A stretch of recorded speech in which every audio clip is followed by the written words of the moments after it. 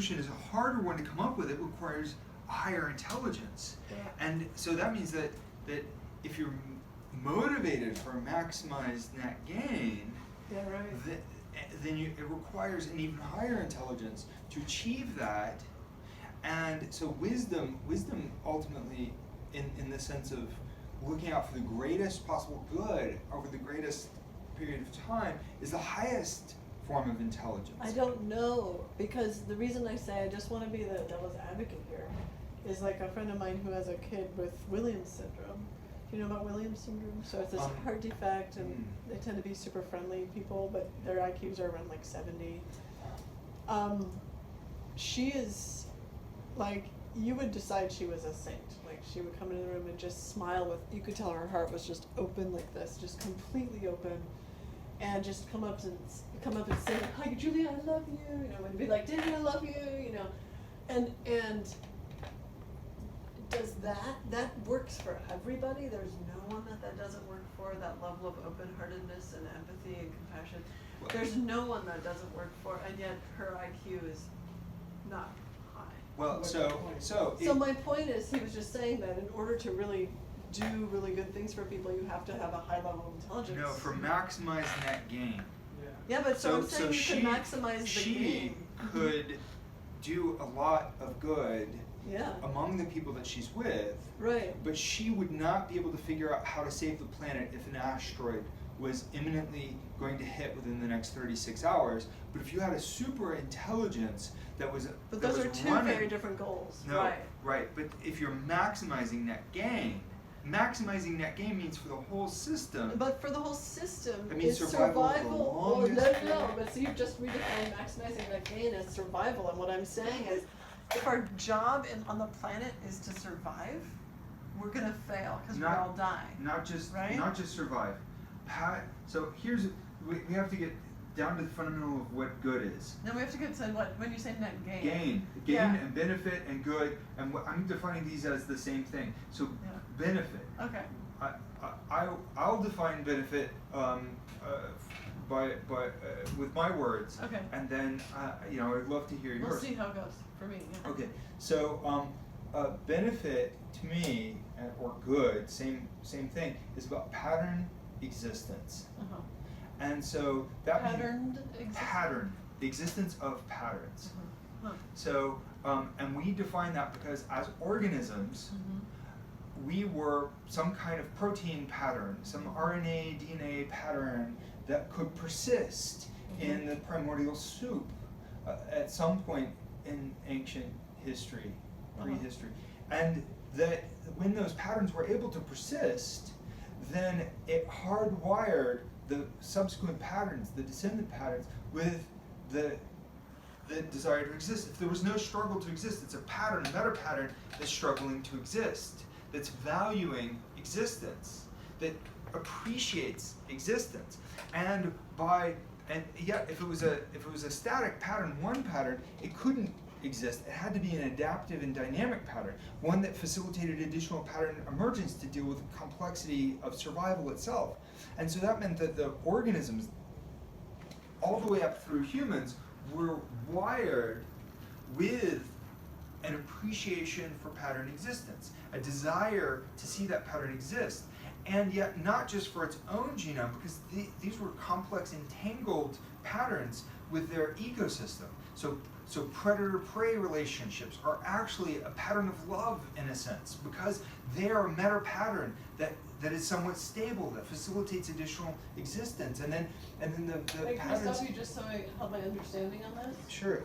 Are you saying that good is the existence of the continued existence of the pattern? Or are you saying that good is the desire, is the pattern's own desire to exist? I'm saying that good that is wired into our nervous systems, that is wired into our genome, Is what? Is that desire for additional pattern existence. It is an the ethic. desire It that is the good. existential pattern ethics So that are bootstrapped by the pattern's own drive, own urge. Yeah. It's So that is urge the good to the exist. urge? So the good is the urge. To It have the is. urge is the good?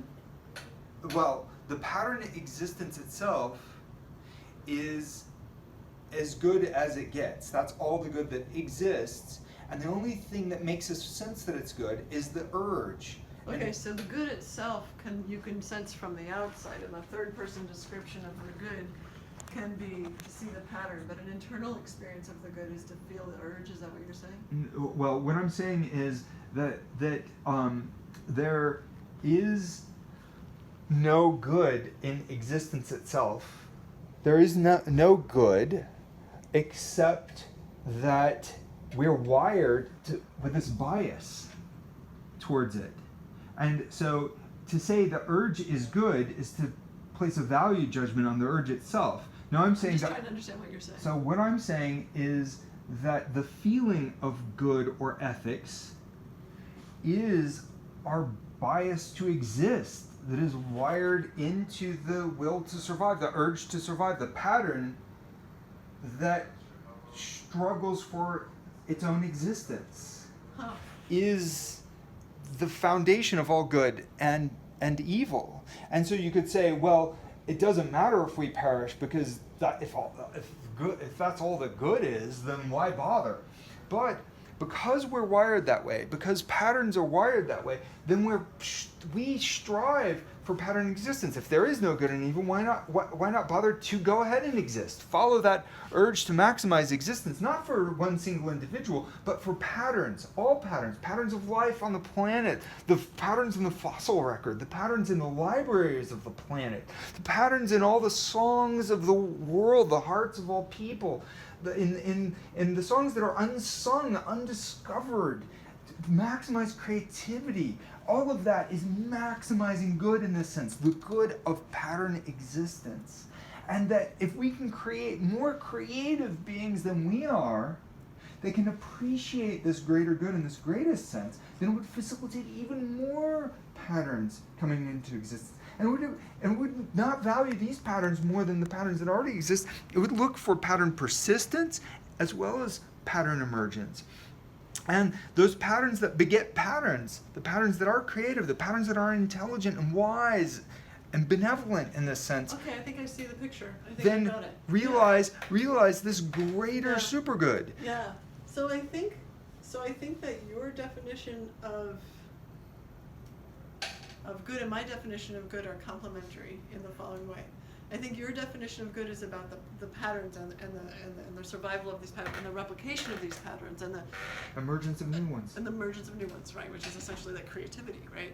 So that's your definition of good, and I think that is a description of what's going on from sort of a third person point of view. Like you're observing it and you're saying this is what's going on, right?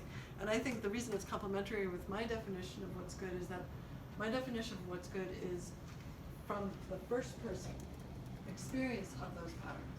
So, right? And those are both real, right? It's both real to talk about what's on the third person and what's on the first person. So I say, well, what good is love? It's the experience of love, and that is the ultimate good. And that is what it feels like to be a pattern that is in this creative, that is the inside of that outside. Yeah. And that's why I think they're complementary. I agree. Yeah.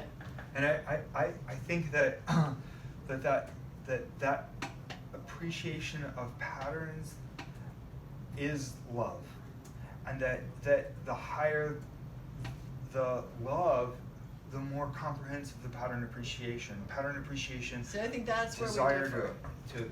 to preserve and give rise to patterns, and that sometimes there's like only so much pattern existence to go around, and then death is necessary. And unfortunately, with biological evolution, that was kind of required. There was only so many resources, only so much energy, and but death is a changing of the pattern. So just when you're talking about patterns, right? It's not like the pattern's ending; it's changing, just like it does it during its life. It's changing into a bunch of new patterns. Yeah. Well. Right. So I guess I don't. It seems to me like death, by your definition, seems like a creative act, right? Because it depends. So it's like if the entire planet died, it was nothing but a desolate cinder hanging in space. Cinder. And there's no no life, Yeah. then so many of the patterns that were at play on this planet would, by all I agree. merits, would really They're not gone. be at play in the universe Right, anymore. but They'd when be one person gone. dies and a bunch of bugs eat them, that person's pattern is really going into a bunch of new patterns. Some of the person's patterns. Many of them are not actually. Many- Well, they're being, but we were just talking about creativity of patterns, like switching from one to another. It seems Yeah. like that's very creative. Well- Like you have this one pattern and woo, now you have all these sort of other patterns and the bugs Well, replicate. on the cinder, But they're you lower would have- complexity patterns. Yeah. I mean, You would have the cinder would have a lot of patterns too, and At a social technically level, are they? information can't be created or destroyed. So I mean, the information sort of would be there, Yeah. just in as much as the information of our potential patterns were latent in the universe. Yeah. But if you rewound natural history, these particular patterns wouldn't come into existence. So if we're special. Wait, can you back up? You said information can't be created or destroyed. That's not like a physical law. Well, it's close to a physical law. I mean, it's part of the foundation of information theory that information is an analog of energy, and that Yeah, I know, but it information breaks can't be down. created I think or it breaks destroyed. down Can't there. be created or destroyed. Yeah, I think Yeah. it breaks That's down. not correct. Well- I think that's incorrect. Well, I mean, But it sounds good. Yeah, no, That's I not think good. energy It's an can't be interesting created or idea. destroyed, but information, It's an interesting idea. I think Well, what makes it the- information is that it can be no, created it's or destroyed. it's part of it's one of these things. Again, it's Well, more. you don't It have seems a, to you be do a not have a statistical you don't have a phenomenon. conservation of information law though. Well, There's no conservation of entropy. There has been some attempt by physicists to claim that there's a confirmation of information, right? Conservation of that all the information, I think they're wrong. information, like, let's imagine that your matter gets swallowed by a black hole. Yeah. And there's it's a singularity. Obviously, there's no information that could be contained within a black hole. Where does the information go? Well, it gets contained on the event horizon, and then it leaks back out when there's Hawking Yeah. radiation that comes out from the black hole. So then the Sure. conservation of matter- information is held true under that particular model of It's black not the hole. With information that's held. I think it's the matter.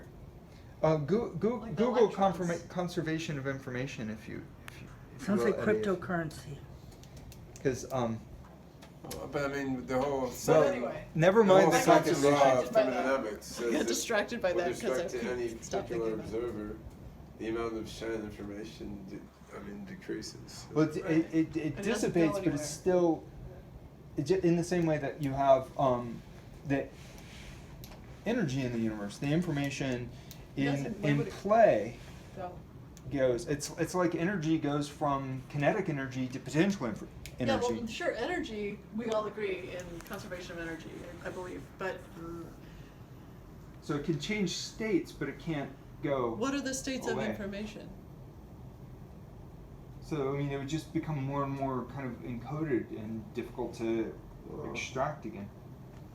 Yeah, I mean. So, but I don't want to get lost on that. We can. Yeah, anyway, but it sounds like our views are complementary and we have like an inside-outside sort of view, which is Yeah. good, because both of them need to be accounted for. By the way, I don't believe in the conservation of information, except. Well, one way to think about that, if you look at logical entropy, information is in essence the number of distinctions that are made between entities. And I mean, for the number of distinctions made to increase or decrease, you can split something in two, or you can merge two things together. And anytime you split one thing in two or merge two things together, You could think you're of it as information in a changing state. the amount of Yeah. information, right? Right. So The conservation of information is derived from the quantum field theory via the quantum Liouville theorem. Quantum field theory works both forward and backward in time, so conservation of entropy or information works both ways. yeah, Well, see, that's only with respect to an observer that can see with infinite accuracy. If you have an observer that coarse you need grains, like a godlike you need a observer. godlike observer. Yeah, I 'cause mean, if you're to coarse God, grained- information is conserved, Right. but to any finite observer who necessarily That's coarse right. grains, Which is very different from information is not conservation of conserved. energy, where in fact from any Yeah, to any- observer's yeah. standpoint. Well, except, yeah, I mean, right. I mean, and if you had. That's why we need to build a god. Statistically, So if we you will ran build the entity for whom information is concerned. I mean, because he it's- knows everything already. Basically, if you know everything, then information Then is information is conserved. conserved. If you don't know everything, then it's then But you in a get way, entropy. if you know everything, then is there information? Is that even definable? Sure, why not? Because you're Everything making is these definable. You're distinctions. God. Well, I You mean, can like, define whatever you want. if information is like distinctions between these I only have things. little experience being a god. That you have to To some of us, it just comes naturally. Anyway. Do you want to get dinner, Julia? Yes, I 'Cause do. Rachel and I are I'm starting to get really tired, hungry. So, yeah, we're tired. I imagine she's tired because she's making a baby. Well, she's tired because we were up all night last night. This That is like day too. 2 in a row. So, Okay. yeah, making the baby she finds does sap all her energy. Oh, it's exhausting. Yeah. It's so funny. 'Cause, What's like, funny is her belly is hotter than the rest of her body. Also. Yeah, right, It's it's like a all, little- all the heat is I going to know. this incubator. You feel like you're like have a second job of making body parts. It's very strange. But you do, I guess. Anyway, nice talking with you. Yeah.